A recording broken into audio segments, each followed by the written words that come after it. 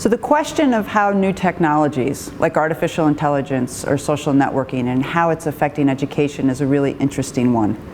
And it's one that's incrementally making changes. So with the question of artificial intelligence, it depends on how you define artificial intelligence. So at its core, artificial intelligence is technology that makes us smarter, or makes things smarter.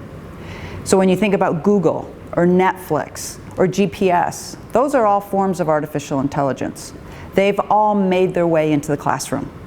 And they're all now a part of our educational system. Now, whether or not they're changing learning is an entirely different question. I would say what we've been using them for is to make learning as it currently exists a little bit easier or more efficient. It's more efficient to type something up online than it is to handwrite it. The social networking, I'm going to come back to artificial intelligence. On the social networking side, it also is just beginning to make a difference in the learning experience of young people. Because fundamentally, social networking is about participation and how we participate. So in school, the classic participation framework is the teacher stands up as expert and speaks to a large number of students. In traditional media and social media, that's called one-to-many. It's what we used to do in broadcast TV. One person sits, Dan Rather in the United States sits in front of the screen and tells everybody the news. With Twitter, with Facebook, with the new social networking, we've shifted from one-to-many to many-to-many. So now the revolution and the possibility is peer communication in learning. And what's wonderful is we all know that peer communication and collaboration is at the core of robust and wonderful learning. So while we haven't totally seen that take off in education, the promises for how we shift education into a collaborative, peer-to-peer network of learners is just on the horizon, and I'm quite excited about that. The one other thing I'll say about artificial intelligence in terms of how it's moving into education is in two places. Artificial intelligence is also in games. And so we're beginning to see simulations and games come into schools. And what's wonderful about that is that games are participatory. And just like peer-to-peer networks, we know that participation and the actual doing of something as opposed to just memorizing it and consuming it is a robust form of learning. So that's beginning to take shape. And then lastly, we have this notion of personalized learning, which is really matching what a young person is interested in and what they need to know with an experience that gives them that. That hasn't quite made it into the educational system. We're still doing a lot of experiments to move towards that.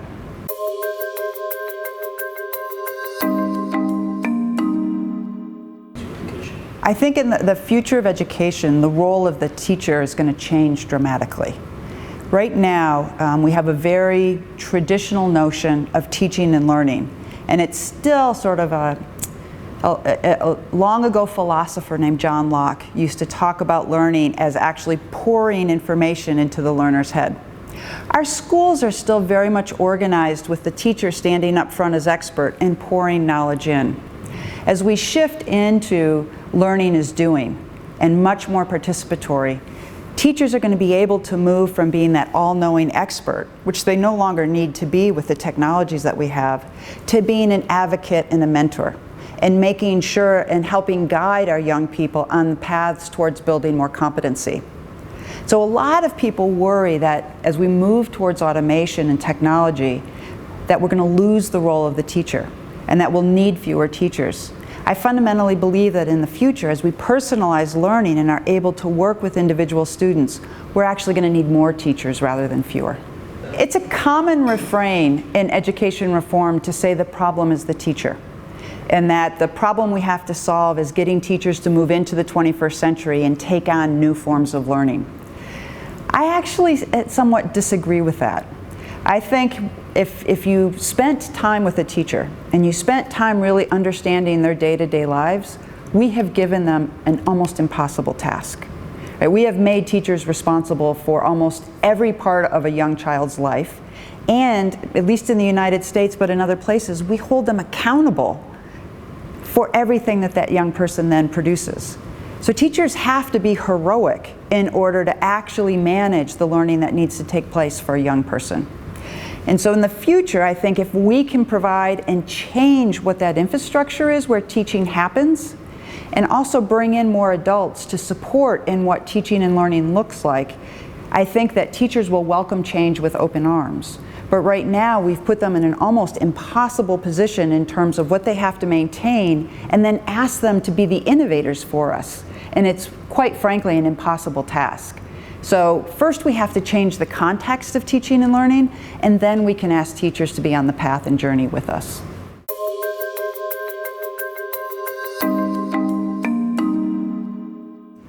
I think it's inevitable that the organization of the current school and classroom will no longer exist in 50 years, that it will change dramatically. And fundamentally, the reason I think that that's going to be the case is that our schools have historically been designed and developed to produce and prepare our children to be productive citizens, right? To match what they're learning in some general way with what the workforce needs. Our workforce is quickly shifting away from a factory model of work into a more personalized, do-it-yourself, on-demand workplace. It's no longer about efficiency. Our technologies, our artificial intelligence, will manage efficiency. Our classrooms are currently organized almost as factories if you look closely at them, and they're designed to be incredibly efficient. We want hundreds of students to walk in the door at a particular time, sit down and have a very similar experience. It's part of why we've nationalized curriculum, and then to leave all at the same time. That's no longer going to be the case, and so the fundamental organizing frame for what is a classroom will no longer be necessary, nor will it be effective. And so over the next, I think the next 5 to 10 years, we will dramatically redesign it.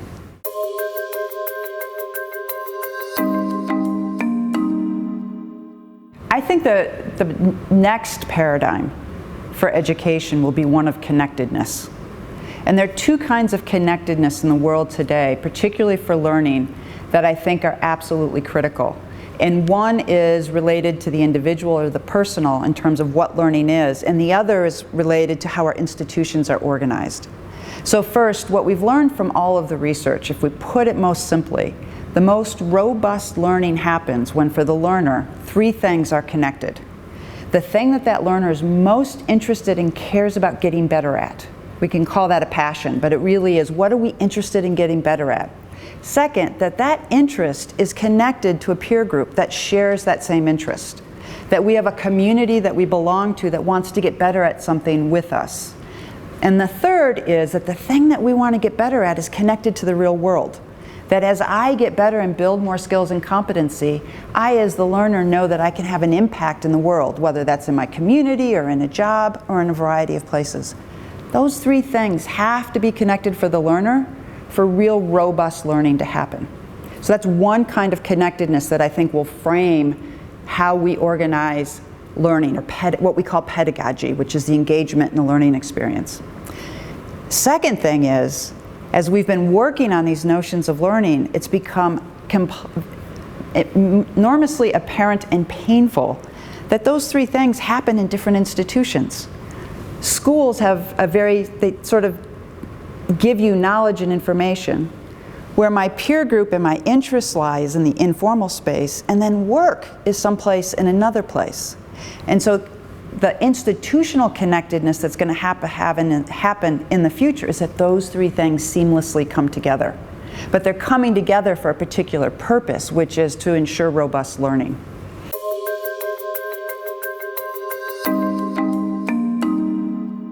So we, as a society, I think, we have a common misunderstanding of passion. We think that it's something innate or internal to us that gets sparked by something, and we just know what we're passionate about. It turns out that passion is social. That what we understand ourselves to be interested in comes from watching, from interacting, from being with other people. And it's often people that we really trust. Could be a role model, could be a celebrity that we trust, it could be our brother or a cousin. And so fundamentally, what we know about learning is that it has to be social, it has to be face-to-face, and it has to create all of these opportunities for interaction with others.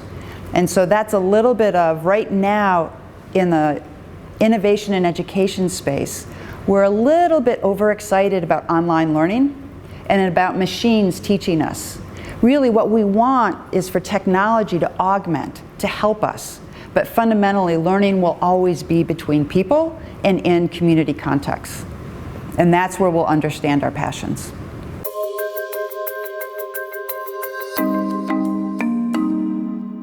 A common question that is asked of folks in the education community is, what is the future of higher education? And what is the future of formal college? And I have to confess that I don't quite know what the future of college is, but what I will say is that it is a fundamental misunderstanding of our future if we believe that our learning ends inside a university or in a school context. The future of learning is that it happens over our lifetime, and that it happens constantly, and that it happens at the intersection of all of the extraordinary resources we now have online, whether it's Google search or an online course, and the people in our community that we're learning from. And so as our work world continues to change, we will constantly have to be in our communities working as lifelong learners. And it could be that I'm learning something extraordinary in my local neighborhood bookstore or pub. It could be that I'm learning something in a formal setting. I think in 50 years we won't call that college, we won't call that a university, and I don't think we'll be paying $50,000 a year for it, at least in the United States. But we will be continuing to learn, and we will be continuing to get credit or counting that learning in some way.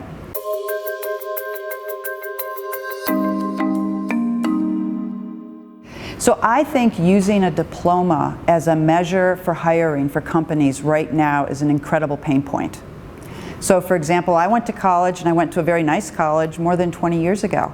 I actually think my diploma should be expired. I'm not sure that it's really relevant for any job that I might apply for now. And so I think in even the next 10 years, because diplomas don't carry enough information about what a person can actually do and how those skills and competencies relate to a particular job. And our new technologies will allow us to be much more granular about having a portfolio and showing any employer what we can do, that diplomas will recede into the background and become significantly less valuable when it comes to job hiring and placement.